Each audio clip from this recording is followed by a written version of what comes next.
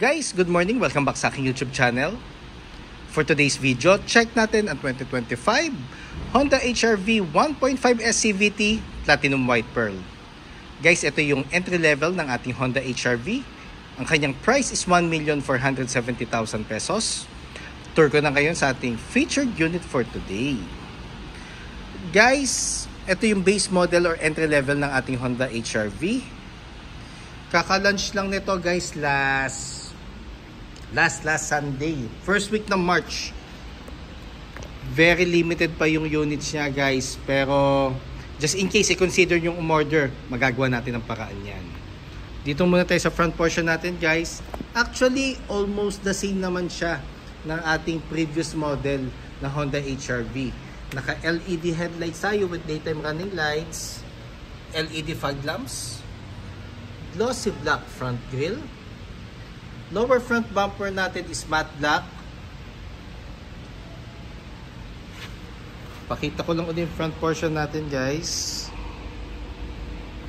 Regarding sa engine, the same rin siya with the previous model. 1.5 CVT, front wheel drive, 121 horsepower, 145 Newton meters of torque, double overhead cam. Fuel consumption nito guys, nag-range siya ng mga 8 to 14 kilometers city driving, then 14 kilometers and up naman pag highway. Pero syempre depende yan sa sa driving habit, sa road condition and sa load capacity. Equipped na nga rin pala siya guys ng Honda Sensing. Additional safety feature siya na pinopromote ngayon ng Honda. Actually, most of our units equipped na ng Honda Sensing eh. Dito naman tayo sa passenger side. Ang design ng mugs niya or alloy wheels is the same with the previous model. Two-tone siya, glossy black with silver. Ventilated disc ang ating front brakes. MacPherson strut naman ang suspension sa harap. Ground clearance is 196 mm. Ang fender portion natin guys is matte black. Door integrated side mirrors. Nasa side mirror na rin ang side turning lights niya. Body color door handle with smart entry na nga rin pala siya guys. And ang ating doorknob naman or ang ating door handle is nandito sa pillar sa second row. Mapapansin nyo, wala siyang door handle dito sa pinaka side. Nandito siya sa may pinaka pillar. And matte black ang ating pillars. At kung mapapansin nyo guys, yung windows natin mas mas maliit compare sa mga ibang model lineups natin. Kasi nga, ang concept talaga ng HR-V is more on compact. Sa rear wheel naman natin guys, naka solid disc tayo sa rear brakes. Torsion beam naman ang ating suspension. Naka shark fin antenna na tayo. Pakita ko naman yung back portion.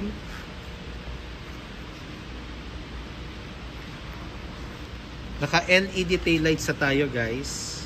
Ang maganda dito pag gabi lalo, pag nag-brake ka or binuksan mo yung tail light, ang headlights, buo to. Mas visible ka sa daan lalo. Then meron tayong reverse camera. And ang maganda ngayon sa ating 2025 Honda HR-V, meron na siyang 4i built-in na backup sensor. Which sa previous model is wala, hindi siya kasama. Ating compartment, very spacious compartment guys. Sa sides nandito yung jack, spare tire, it's donut type. Meron tayong tonneau cover which is detachable naman siya. Manual tailgate guys. Third brake lamp.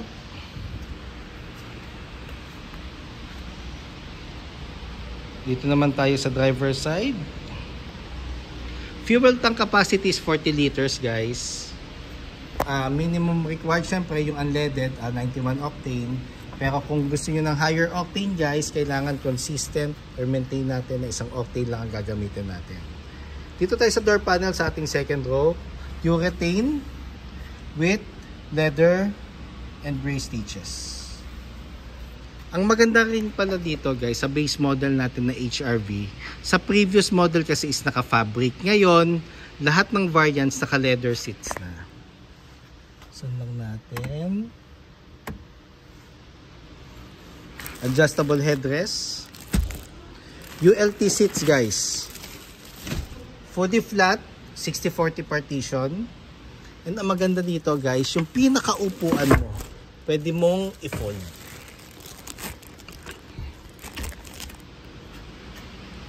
Pag meron kayong mga vertical na ilalagay, normally mga cakes, mga dog cages, magkakasya pa rin. So flexible talaga ang second row natin. Yun yung maganda kay Honda HR-V.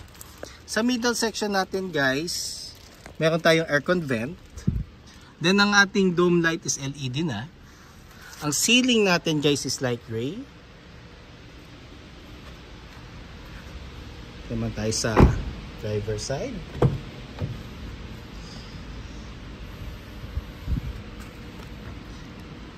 Sa driver side guys, nandito yung buttons natin. Power folding side mirrors. Adjustment ng side mirror. Yung knob. Central door lock, window lock, and window switches. Smart key natin. So, pag nagta-turn over naman kami, laging dalawa ang susi. PSI guide, tire pressure. Normally 30 to sa harap, 30 sa likod. Driver side or driver seat, manual adjustment pa rin.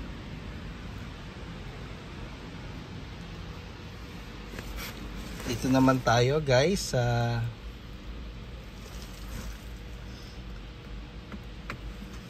steering wheel.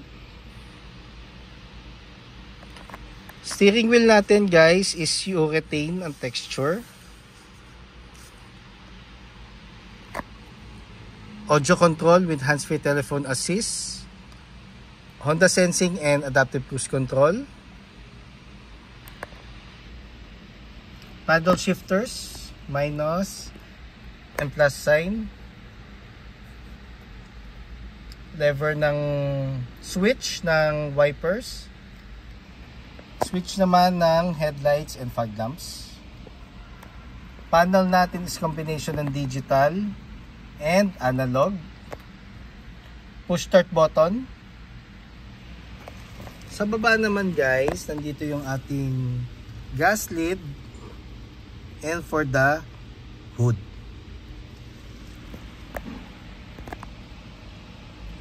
Traction control and parking sensors. Diffuser. So pag ito inangat mo siya dito, ang buga ng hangin is kalat. Hindi siya yung isang angle lang.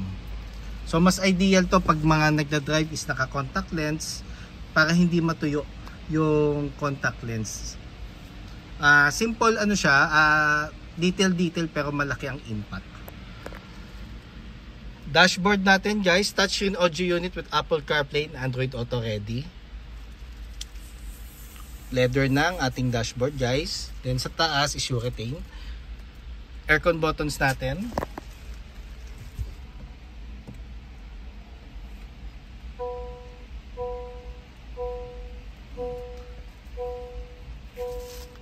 Then sa baba naman guys,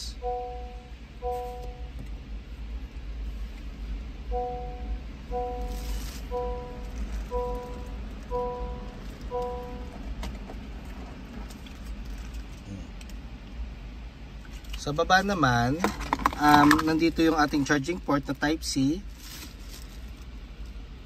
universal port for mirroring. Itong portion na to, it's more on lagay ng cellphone or wallet. Same goes dito sa baba. Transmission natin, naka leather na siya, leather cover with gray stitches. Park, reverse, neutral, drive, and sports mode. Pag sports mode guys, mas mabibigyan kanya ng intense RPM, mas meron ka additional speed. Kaya lang expect natin mas magko-consume siya ng gasoline compare sa drive. Pero ang drive guys, kayang-kaya niyang i-comply yung power at yung fuel efficiency ng ng pag gusto mo mag long travel, kayang-kaya.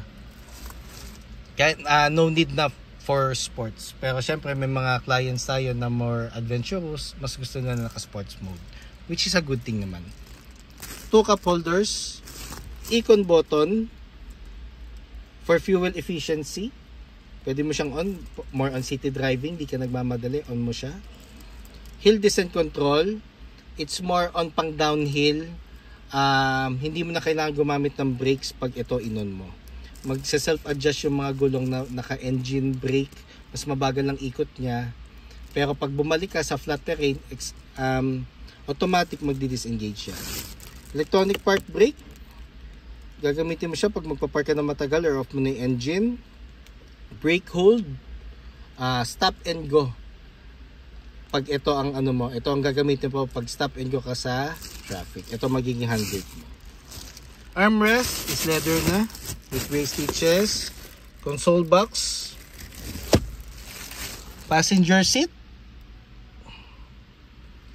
Ang napansin ko na sa HRV guys, mas siya, yung ceiling niya, to be honest, mas mababa compare sa ibang model lineup natin. Kasi nga yun nga, ang pinaka-concept niya is more on compact. Ang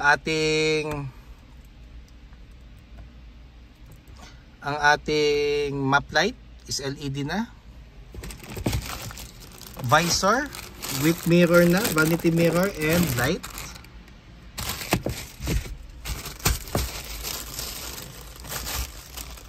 Off ko mamaya yung yung map light. So same goes with the other side.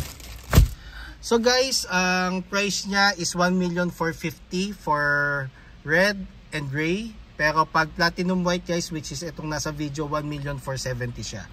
So just in case you have any concerns regarding unit availability,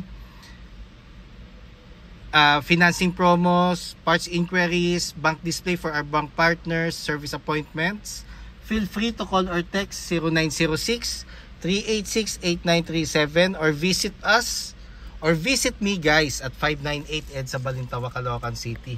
And look for me, Ross Oliver Cruz, ang inyong friendly sales manager here at Honda Cars Balintawak.